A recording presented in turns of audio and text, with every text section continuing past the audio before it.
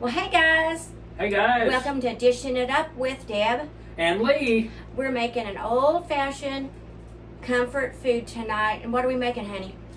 Well, I always call it Mama's meatloaf. It's good. Because it was my mom's recipe that she gave me. So that's And, what I've always used. And when we got married, we've made it ever since. We've tweaked it just a little bit. I did a little bit of refining on it, but it's still pretty much the original. Sauce, the topping that goes on the top of the meatloaf when we bake it is what makes ours really special. All right, guys, for the topping for the meatloaf, you're going to use 1/2 cup of brown sugar. You can use dark brown or golden brown. 2/3 cup ketchup, 1 teaspoon of yellow mustard, and 1/4 teaspoon of nutmeg. That's what's really going to make this meatloaf special. Here's our 1/2 cup of brown sugar. We're using dark brown sugar, and you don't have to pack that in. And then it's going to be 2/3 cup of ketchup. And if you want to go ahead and give me one more of those, 1 teaspoon of yellow mustard, and 1/8. Is it 1/8 of a teaspoon of nutmeg? 1/4, I thought. Okay, so I'll do 2 of these. Okay. The nutmeg's what really makes it flavorful too. Okay, so here's our other 1/3 because I don't have a 2/3 cup measure. Okay. All right. Okay, and then all you're going to do is whisk it up.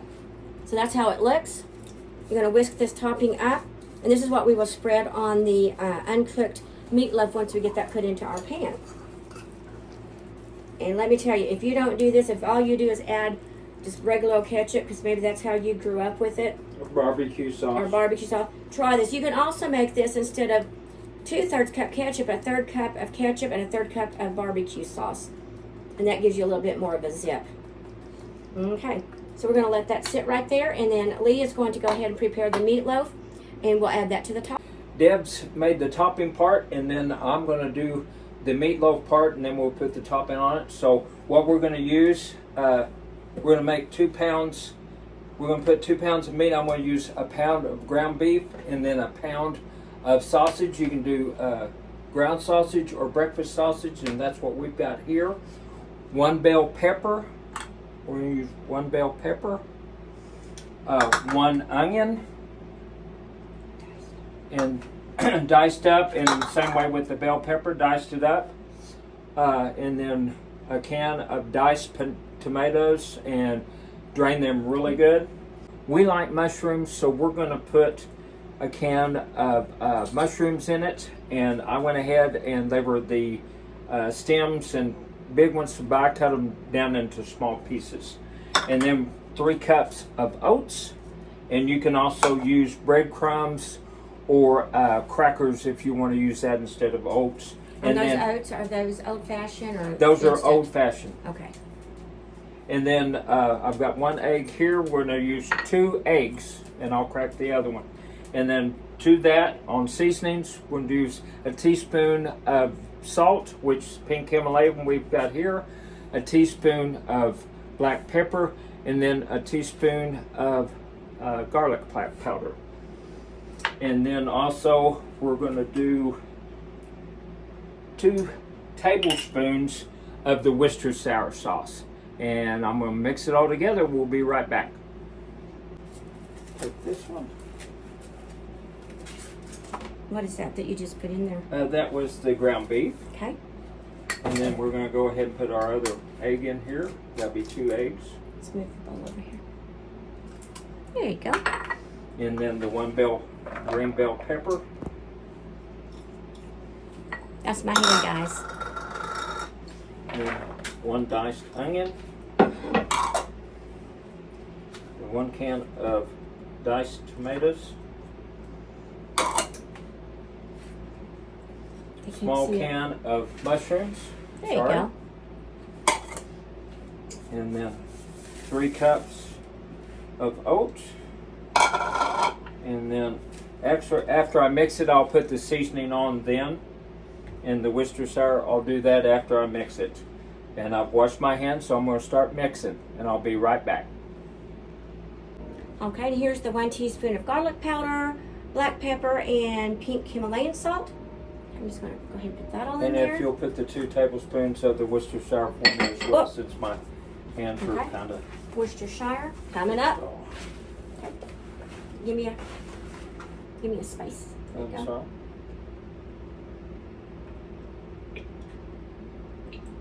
Okay, that's what really helps it have some zip too. Zippity doo And we'll finish mixing up, and then we'll put it in the pan. It's gonna be yummy, guys. Let me show you real quickly the rolls that we just got out of the oven. Okay, they're faux homemade rolls, guys. They're the kind you buy in the freezer section and you thaw them out in a warm space. They come frozen, and then you bake them. And look at this, guys. Fresh, homemade yeast roll. That's going to be with our meatloaf. So we'll be back. Okay, we got it all mixed up. Now we're putting it into our 9 by 13 pan, metal pan.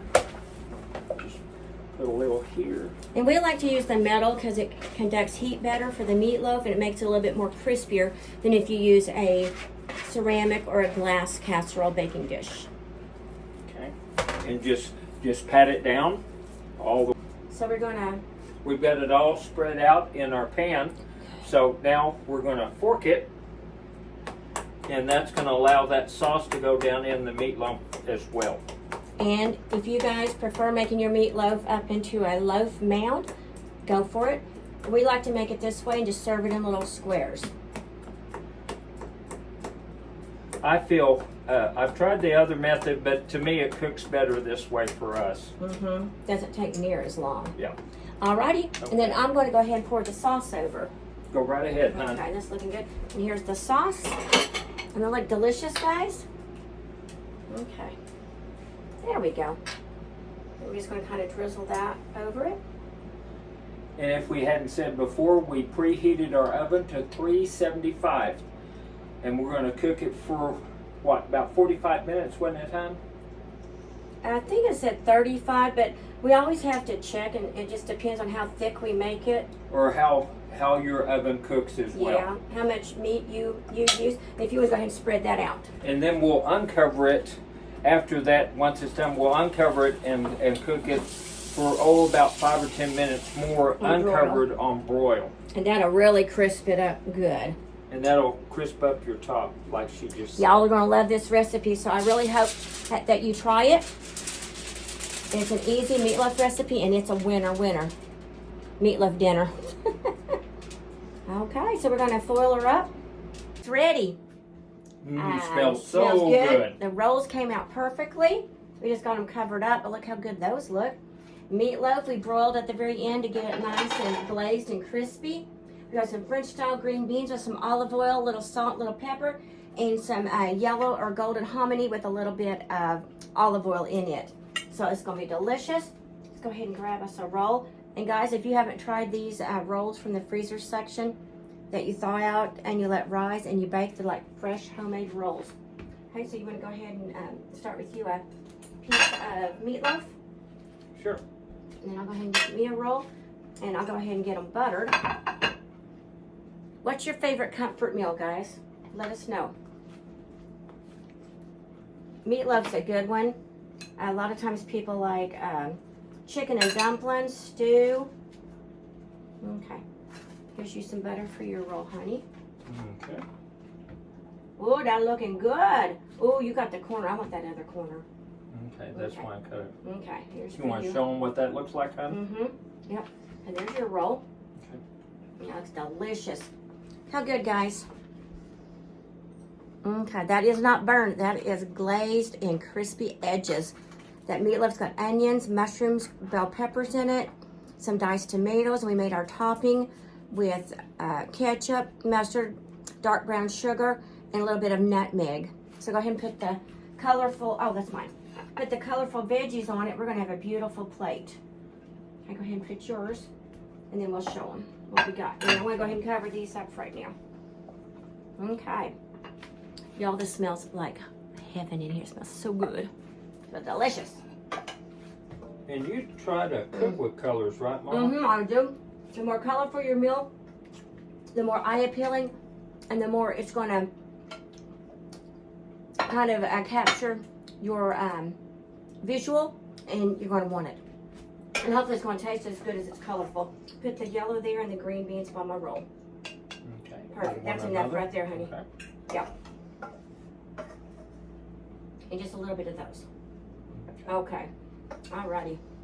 Okay, go ahead and get you a fork, and here it is, guys. Got that yummy, oh, look at all that butter on that nice yeast roll.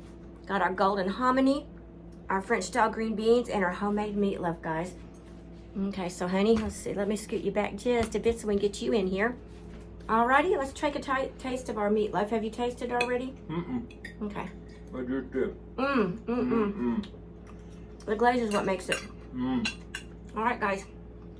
Bon appetit. What do we always say? Thanks for stopping by, dishing it up with Deb and Lee. Yes. I have a wonderfully blessed rest of your day. And from our kitchen to yours. Happy cooking, guys. Happy cooking. Spread a little love, a little bit of joy, and a whole lot of happiness. This world needs it. We'll talk to you soon. Bye-bye. All right, guys, we wanted to let you know that we did bake it at 375 for 45 minutes. That way all the meat got fully cooked and we didn't have any pink spots. And that was with foil. And then the last about, how many? 10 minutes? We took the foil off, put the broiler on, and let it get nice and crispy. On top. There you go, guys. Make it. You're going to love it.